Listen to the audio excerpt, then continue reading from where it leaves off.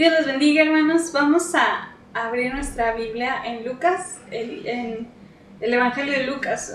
Estos 2 domingos vamos a ver Lucas. Ya vimos unas historias de Mateo, otras de Marcos. Ahora vamos a ver a Lucas. Vamos a ver unos encuentros con Jesús.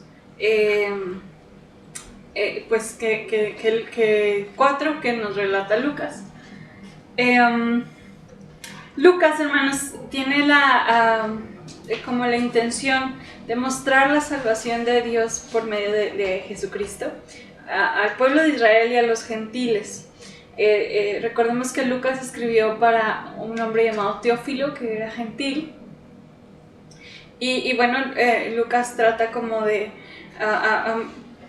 tener una amplia variedad de testimonios de la vida de Jesucristo. Y él, precisamente, Lucas, tiene muchos aspectos, mucha enseñanza, tiene mucho énfasis en la oración. También hay como mucho brillo hacia los marginados, los pobres y la mujer. Lucas tiene toda esta variedad, es un libro muy rico, es el más amplio. No hay uno mejor que otro, sin embargo Lucas es un libro muy amplio, es el más, digamos, como científico, porque Lucas era doctor, entonces es muy detallista con las enfermedades, con varias cosas. Es un libro muy bonito, pero su énfasis, decíamos, Marcos, el reino de Dios.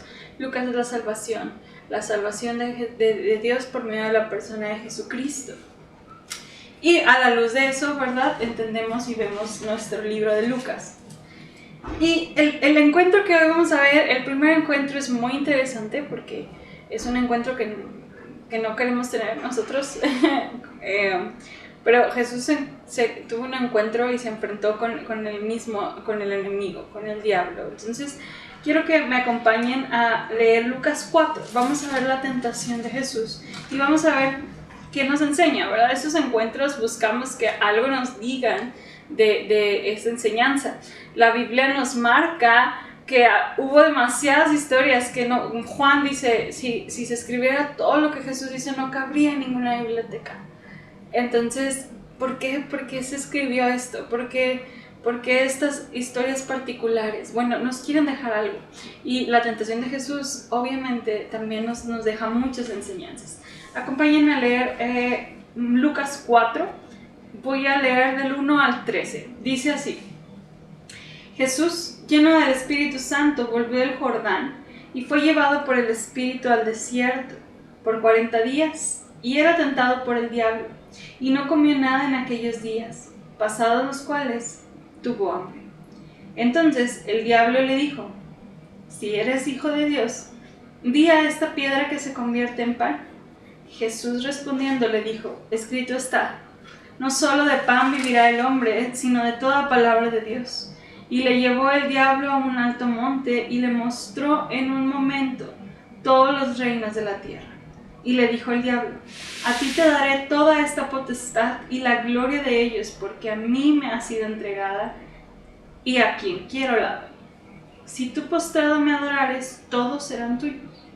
Respondió Jesús, le dijo: vete de mí, Satanás, porque escrito está, al Señor tu Dios adorarás, y a Él solo servirás. Y le llevó a Jerusalén, y le puso sobre el pináculo del templo, y le dijo: si eres hijo de Dios, échate de aquí abajo, porque escrito está, a sus ángeles mandará acerca de ti que te guarden. En las manos te sostendrán, para que no tropieces con tu pie en piedra. Respondiendo Jesús le dijo: dicho está, no tentarás al Señor tu Dios. Y cuando el diablo hubo acabado toda tentación, se apartó de él por un tiempo. Muy bien. Jesús, hermanos, viene de una gran victoria. Viene de su bautizo. Si ustedes recuerdan el bautizo de Jesús, que Lucas lo narra muy bonito, cuando Juan lo iba a bautizar, es una manifestación muy clara de la Trinidad.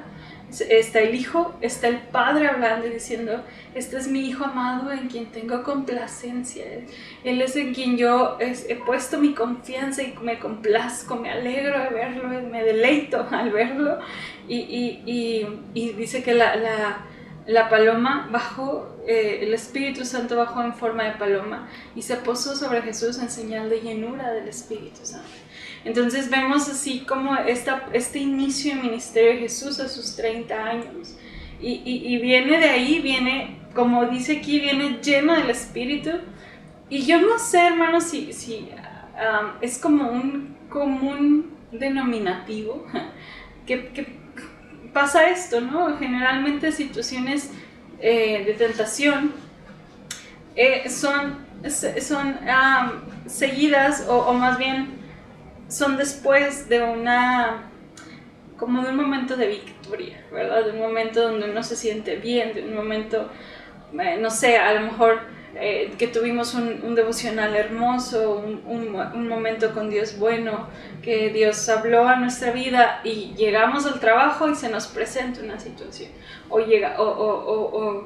pasa algo que con nuestra pareja o con nuestros hijos, esa oportunidad de fallarle a Dios se presentan constantemente, ¿verdad?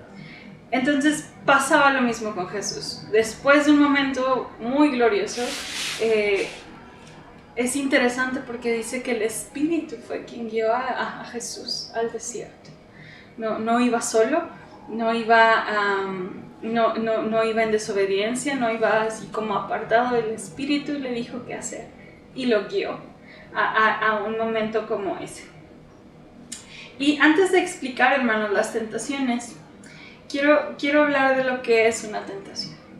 Santiago nos dice que la tentación nace de nuestra propia concupiscencia. ¿Qué quiere decir eso?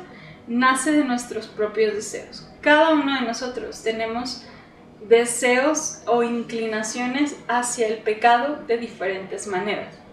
La tentación se me va a presentar a mí como esa prueba o esa oportunidad para caer en la inclinación que yo tenga. Por poner un ejemplo, si yo tengo una inclinación al chisme, pues obviamente si de repente están platicando de alguien, pues yo obviamente tengo la oportunidad de alejarme o de quedarme ahí. La tentación, la invitación a pecar no es pecado, porque no he caído, no he cedido. Cuando yo caigo, acepto y accedo, es precisamente cuando uno peca. En la tentación descubrimos las debilidades de cada uno. Hay demasiadas, no puedo mencionar todas las inclinaciones a pecar que pueda haber en nuestra vida, pero aquellas en las que soy vulnerable, generalmente es donde voy a ser más tentado. Jesús así fue. Vemos en la primera parte que Jesús fue tentado donde tenía hambre, ¿verdad? Entonces, esa es la tentación, hermanos, el poner a prueba aquellas áreas de mi vida que tengo una inclinación a pecar, ¿sí? Es muy diferente a la prueba, y Santiago también lo explica. La prueba viene de parte de Dios cuando Él está poniendo a prueba nuestra fe, cuando pasa una situación dura, difícil, cuando hay persecución a cristianos, esas son pruebas que nos hacen ver nuestra fe y nos hacen crecer.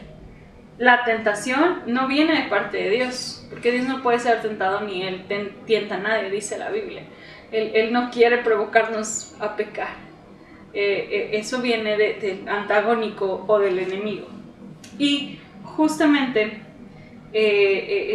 vemos al diablo como esta figura enemiga de Dios, que no es igual a Dios en cuanto a nivel, en cuanto a poder, que hace su lucha, pero no dejemos de ver o de tener en perspectiva que Él no es omnisciente, no es omnipresente, no es omnipotente, que incluso Él en el pecado que Él cometió y por el castigo que se le dio, está buscando pues acabar con nosotros, acabar con su creación. Sin embargo, Él reconoce el autor. Vemos a un Jesús que los demonios se sometían a Él.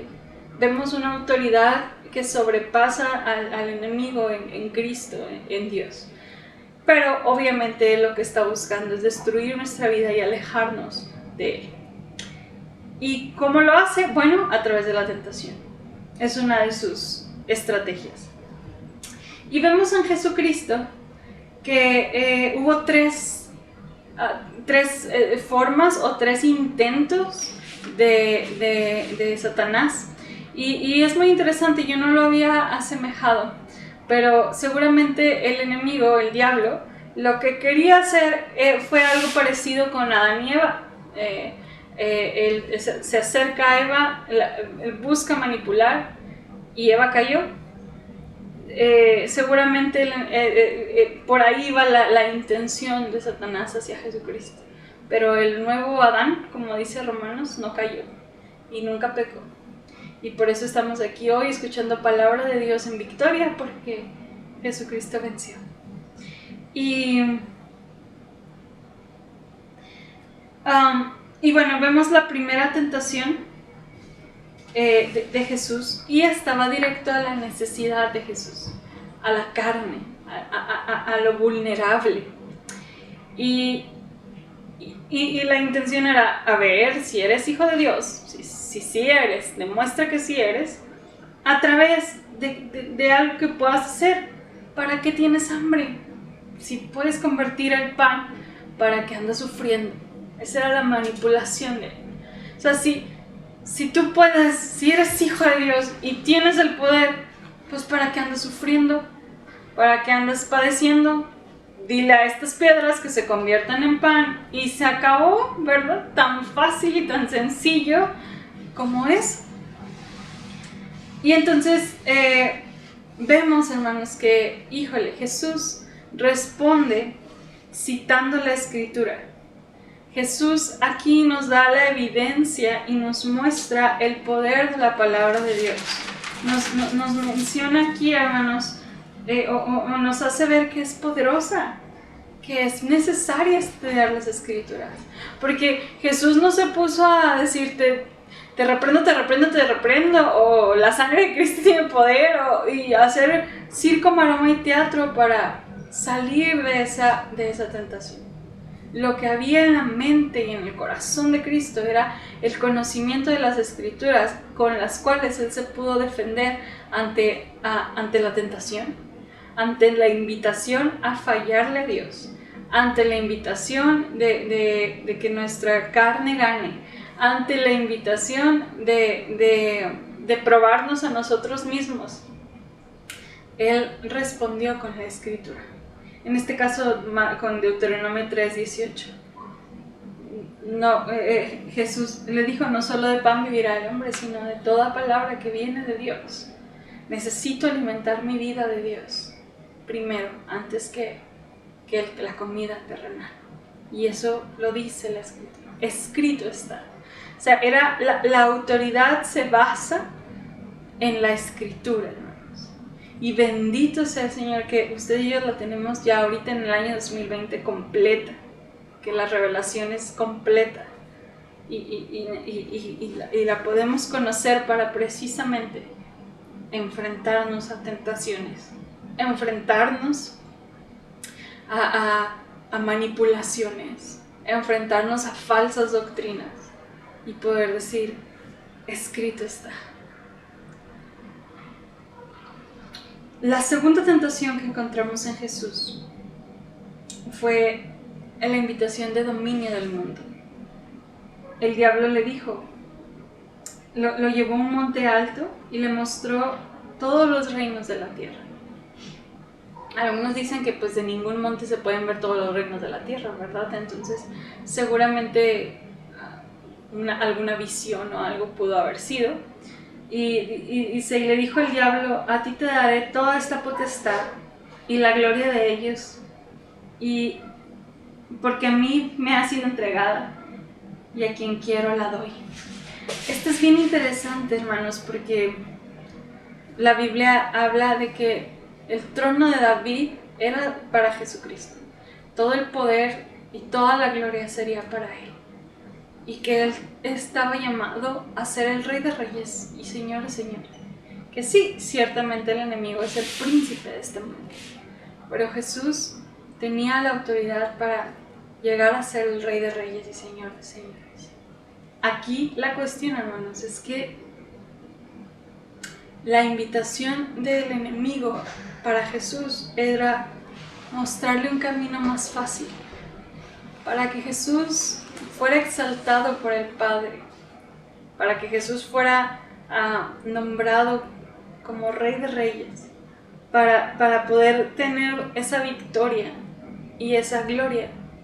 Jesús necesitaba pasar por la cruz. Era necesaria la cruz, era necesaria la humillación, era necesaria la parte del sufrimiento de Jesús. Entonces el diablo le dice, ¿para qué sufres? ¿Para qué? Sí, yo te ofrezco un camino más fácil. Yo te ofrezco todo. Lo único que tienes que hacer es postrarte y adorar. Es lo único. Y entonces vemos aquí, hermanos, cómo la invitación de Satanás siempre es a mostrar el camino más sencillo, a mostrar un camino donde no hay dolor, donde nos vamos por la vía rápida. Y pasó lo mismo cuando Jesús le dice a Pedro, Pedro le reconoce como Cristo, y luego Jesús dice, pero voy a padecer. Y entonces Pedro le dice, no, Jesús, ten compasión de ti mismo, no lo hagas. Y Jesús vuelve a decir, apártate de mí, Satanás, me eres tropiezo, porque no estás viendo las cosas celestiales y no estás poniendo los ojos en las cosas terrenales. Hermanos, tengamos cuidado con las invitaciones, con el llamado a un camino fácil, a un cristianismo fácil, a un cristianismo que no es capaz de pagar un precio. Porque vemos que aquí precisamente el enemigo, esa es su invitación. Oh no, ¿para qué sufres tanto? Yo te ofrezco un camino más sencillo. Es cierto, el camino ancho es más llevadero, pero su final es camino de muerte. Y el camino angosto es difícil, pero hay vida al final. Así que, hermanos, tengamos cuidado con esas invitaciones del pare de sufrir, de la vida de cristiana campeona. Tengamos cuidado. Y Jesús nuevamente responde, vete de mí, Satanás, porque está escrito, porque Dios dice esto, y a mí me toca adorar a Jesucristo, a mí me toca adorar al Señor. Encontramos también la última tentación, al menos por aquí, porque es bien interesante, porque le dice al último, Satanás se fue de él por un tiempo. Pero bueno, vemos aquí la última, que era la demostración de poder. A ver ahora sí qué tan machín eres, qué tan fuerte y poderoso eres. Y Satanás cita la escritura, Salmo 91, le dice, le llevó a Jerusalén y lo puso sobre el pináculo del templo. Y le dijo, o sea, sobre el lugar más alto del templo. Y le dijo, échate de aquí, a ver, brinca. Porque escrito está, a sus ángeles mandará acerca de ti que te guarden, y en las manos te sostendrán para que no tropieces con tu pie en piedra. O sea, Satanás citó la escritura, pero fue una escritura tergiversada, manipulada por él. Y su intención era probar, que demostrara que tenía un Dios grandote y fuerte, y poner a prueba a Dios. Y entonces Jesús responde, no tentarás al Señor tu Dios.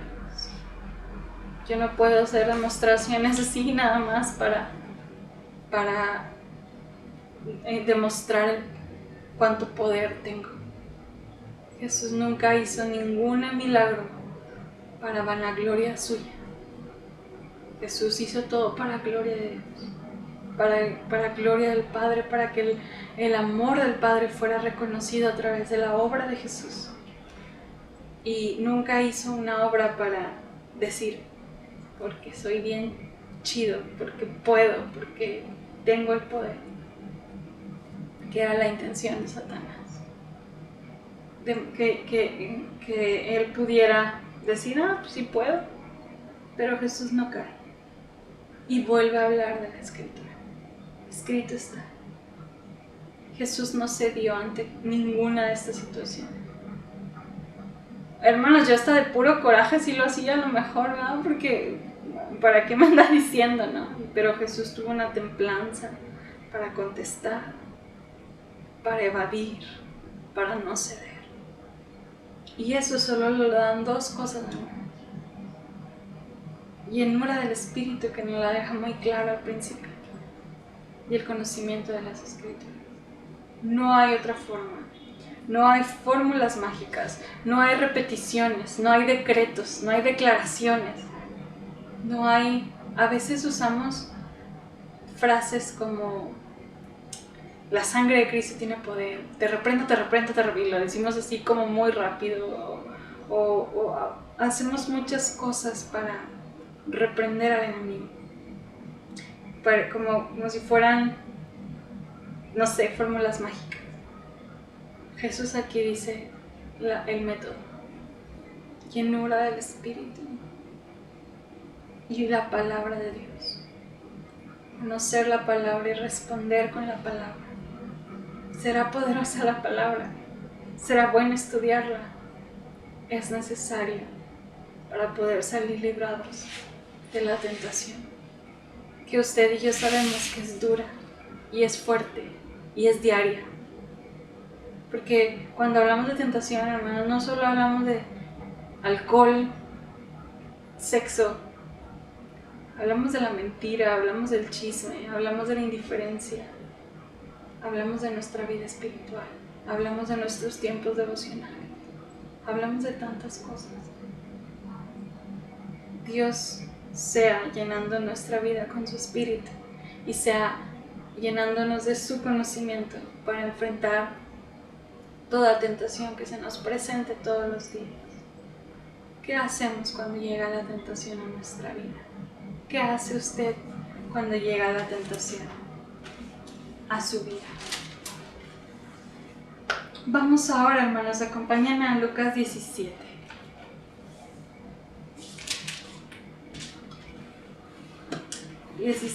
Versículos del 11 al 19. Dice la palabra de Dios: Yendo Jesús a Jerusalén, pasaba entre Samaria y Galilea, y al entrar en una aldea le salieron al encuentro 10 hombres leprosos, los cuales se pararon de lejos, y alzaron la voz diciendo: Jesús, Maestro, ten misericordia de nosotros. Cuando él los vio, les dijo: Id, mostraos a los sacerdotes. Y aconteció que mientras iban fueron limpiados. Entonces uno de ellos, viendo que había sido sanado, volvió glorificando a Dios a gran voz.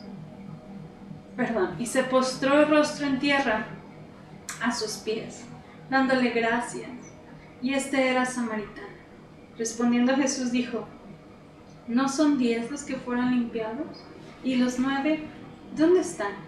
¿No hubo quien volviese y diese gloria a Dios, sino este extranjero?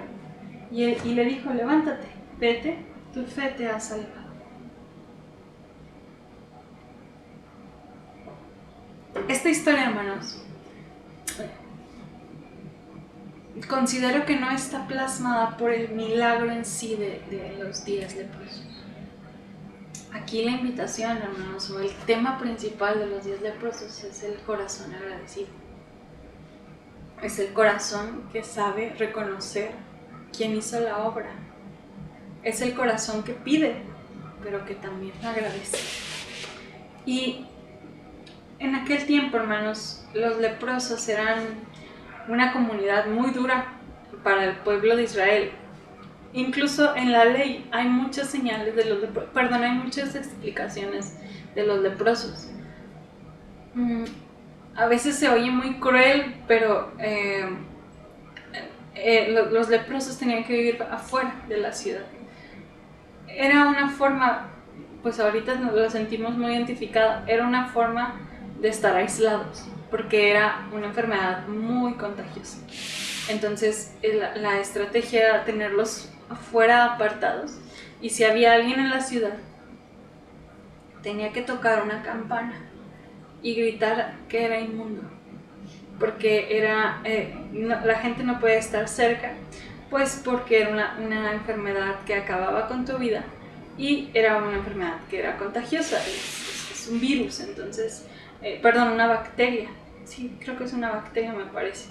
Entonces, pues va acabando con tu cuerpo, y vemos que la gente vivía afuera, y entonces como que se acababa esta parte de samaritanos judíos, vivían como juntos, y muchos veían la lepra como el signo de pecado, o sea, era una enfermedad enviada por Dios para pecadores. Esa era, o sea, si tú eras leproso es que eras un pecador, que algo hiciste muy mal y que te lo merecías, ¿verdad? Entonces, pues era una denigración, una marginación, y aparte un dolor físico terrible. Y pues obviamente la desesperación de estos hombres para ser sanados. La Biblia marca varias veces a varios leprosos desde el Antiguo Testamento, y Jesús sanó a varios leprosos, y cuando mandó a los discípulos a predicar y sanen leprosos, a Juan el Bautista le dijo, los leprosos son limpiados. Era como una característica muy especial del ministerio de Jesús. Y ahora nos encontramos en esta parte donde había 10 leprosos, seguramente a la distancia porque no se podían acercar. Y estos leprosos cumplen todos los 10 ciertas características. Estos leprosos todos estaban afectados por esta enfermedad. Todos querían ser sanos, todos querían hacer algo al respecto de su condición. Todos apelan a Jesús, ¿verdad? Le gritan, maestro, ¿verdad? Ten misericordia de nosotros. Todos obedecen. Jesús les dice, vayan con el sacerdote y que los cheque. Ahorita les explico por qué les dijo eso Jesús. Y todos son sanados. O sea, hasta aquí vamos todo bien, todos. En aquel tiempo, una de las reglas para un leproso es que tenía que ir con el sumo sacerdote a que lo checara y que él viera que realmente estaba sano. Entonces él daba una declaración, hacía un sacrificio, y él podía retomar su vida social, familiar, religiosa, podía volver a una vida normal, pero tenía que digamos avalarlo el sumo sacerdote. Bueno, el sacerdote tenía que avalarlo para poder volver o regresar de las orillas donde ellos vivían. Entonces por eso Jesús les dice, vayan con el sacerdote. Y ellos así como, pero venos, ¿cómo vamos a ir con el sacerdote? Se fueron, obedecieron, hicieron todo lo que Jesús les dijo, y hasta ahí estamos bien, pero dice la Biblia que en el camino fueron sanos. Y aquí lo interesante y lo triste es que solo uno regresó a dar gracias. O sea, iban todos corriendo hacia el templo, y solo uno regresó a dar gracias. Y dice Lucas, y era samaritano. O sea, así como dice, el 16, y este era samaritano. Así como, imagínate, un samaritano fue el agradecido, y todos los judíos no. Era como lo peor, o sea, o más bien no lo peor, sino como el colmo. El colmo es que nadie dio gracias, y el que dio era samaritano. O sea, esa era como la sorpresa de Lucas. Y aquí, hermanos, vemos precisamente como el interés de Dios para que su pueblo sea un pueblo agradecido. Yo cuando leía esta historia, se me figuraba que Jesús estaba molesto. Dice, ¿no son 10 los que fueron limpios? ¿Y los 9 dónde están? No hubo quien volviese y diese gloria a Dios, sino a este extranjero. Como que lo leía con cierto sentido de enojo, pero Jesús aquí no está buscando ningún tipo de reconocimiento hacia él mismo. O sea, le duele que no hayan reconocido y no le hayan dado gloria a Dios por lo que ha pasado. ¿Dónde están los otros?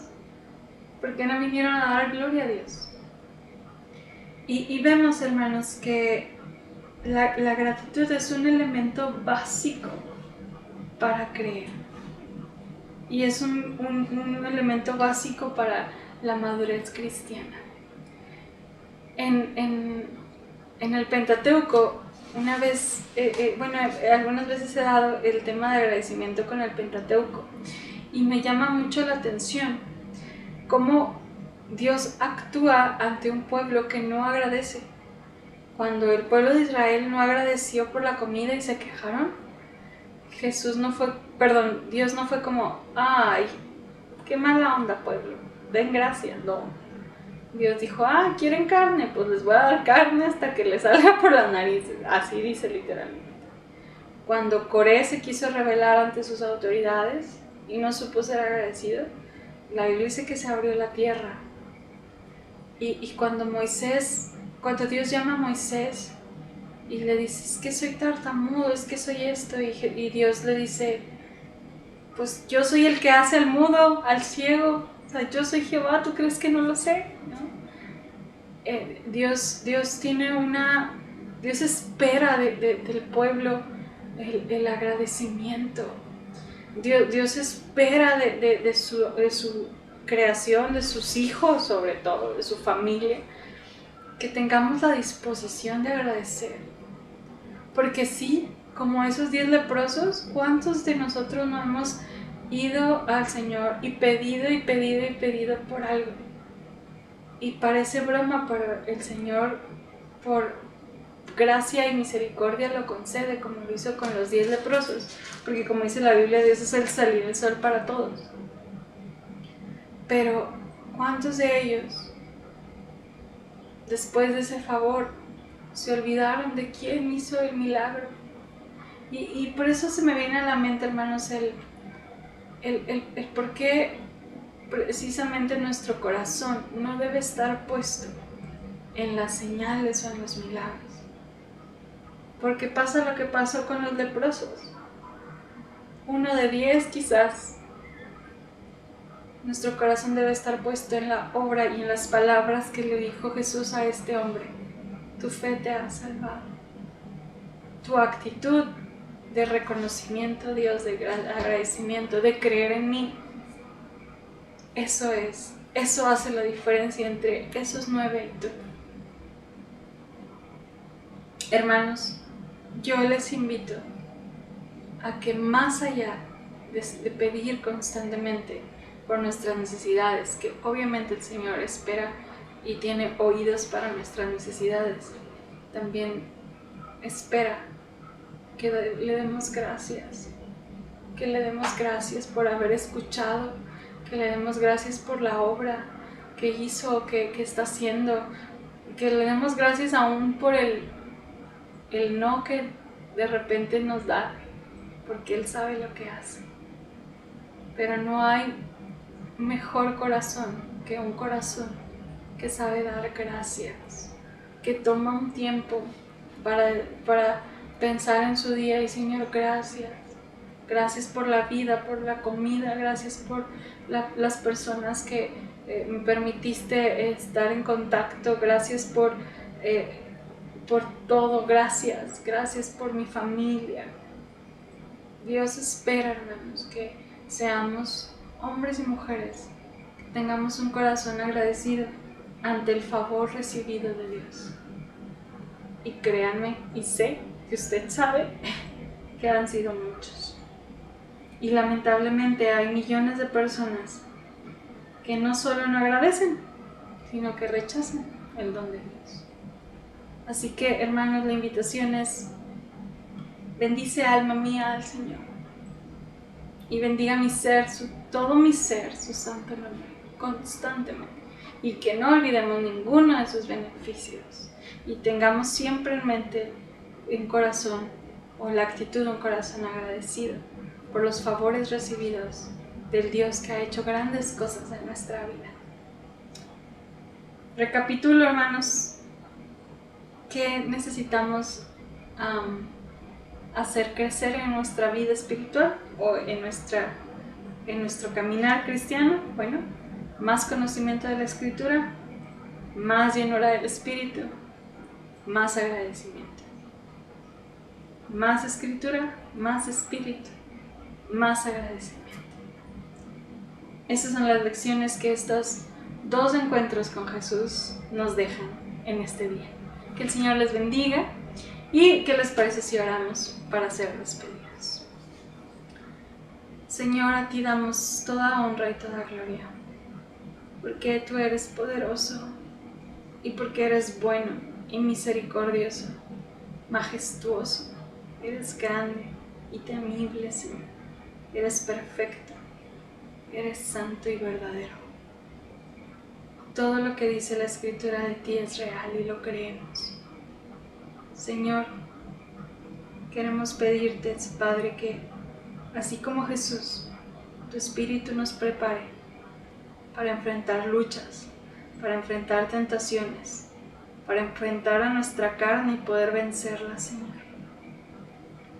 Padre, ayúdanos a conocernos a nosotros, nuestras debilidades, nuestras tentaciones, y permítenos hacerle frente, no con palabras vanas, Dios, no con, no con poco conocimiento, Señor, sino con una llenura de tu Espíritu, con la plenitud de saber que la verdad nos hace libres y tu Hijo Jesús es la verdad. Señor, también te pido